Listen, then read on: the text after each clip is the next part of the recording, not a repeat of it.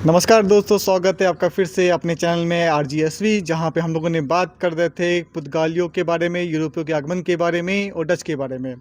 इससे पहले वाली श्रृंखला में हमने बात की थी डचों के बारे में, जिन्होंने पुर्तगालियों को समाप्त करके अपना व्यापार स्थापित किया हुआ था। और आज की श्रृंखला में हम लोग बात करेंगे डच के जो आंग्ल युद्ध हुए थे वो, और जो उनका पतन हुआ था वो, और कुछ अंग्रेज़ों के बारे में भी।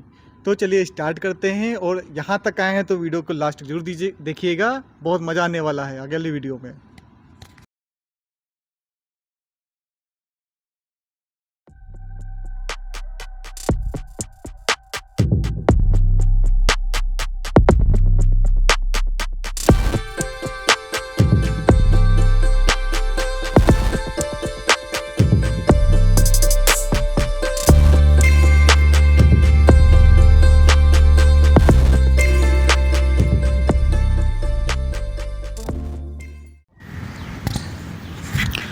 नमस्कार दोस्तों, आज हम बात करेंगे अंग्रेज़ और डचों के मध्य हुए संघर्ष के बारे में। क्या उनके संबंध शुरुआत से ही संघर्षरत रहे? ऐसा नहीं था।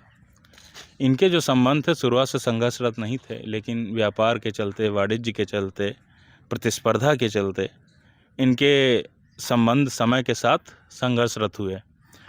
और इन संघर्षों की जानकारी हमको मिलती है आंग्ल और डच के युद्ध के बारे में। आंग्ल और डचों का जो युद्ध था वो यूरोप में लड़ा गया था।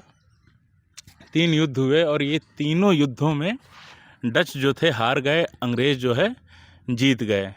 लगभग डचों का पतन की स्थिति आ गई और भारत से इनके पांव तब उखड़ गए जब बेदरा के युद्ध में, बेदरा वही बंगाल में पड़ता है आपका, बेदरा के युद्ध में डचों को हरा दिया अंग्रेज़ों ने। बात ये नहीं है कि डच हार क्यों गए और अंग्रेज़ जीत क्यों गए। बात ये है कि अंग्रेज़ और डच दोनों ही एक व्यापारिक कंपनी थे, दोनों ही व्यापार करने आए थे।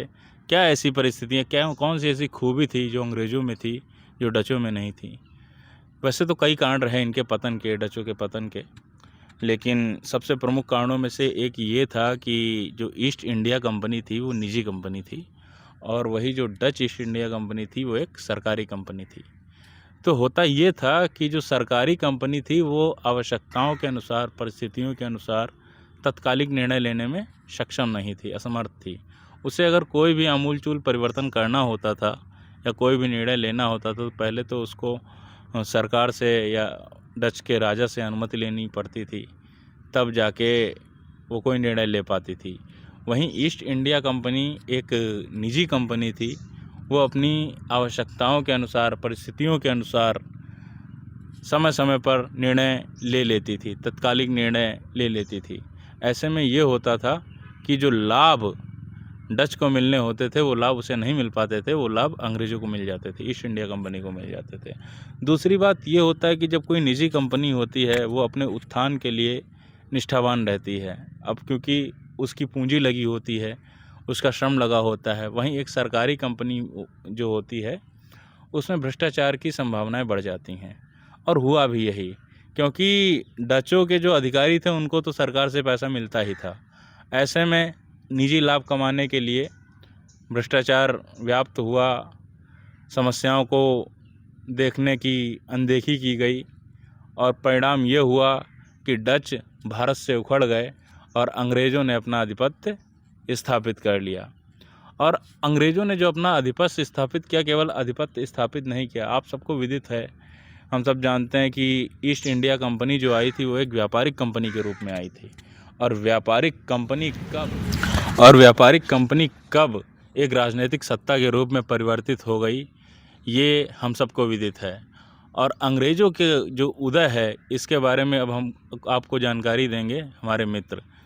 एक नई श्रृंखला का आरंभ होगा अब यहाँ से, बताइए।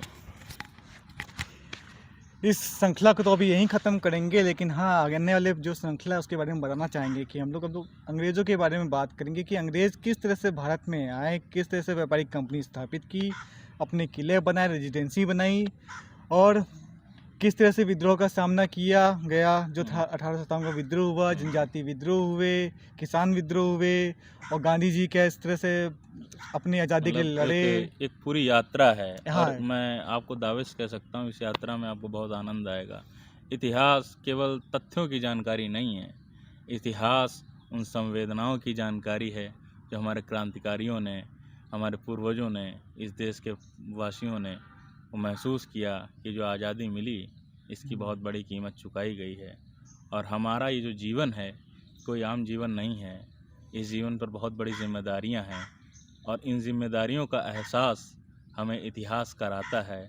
और मैं आपको दावे से कह सकता हूँ कि जब आप हमारी इस श्रृंखला से जुड़े रहेंगे, हमको और आप सबको भी इन जिम्मेदारियों का एहसास लगातार होता रहेगा। बहुत बहुत शुक्रिया। हाँ सर।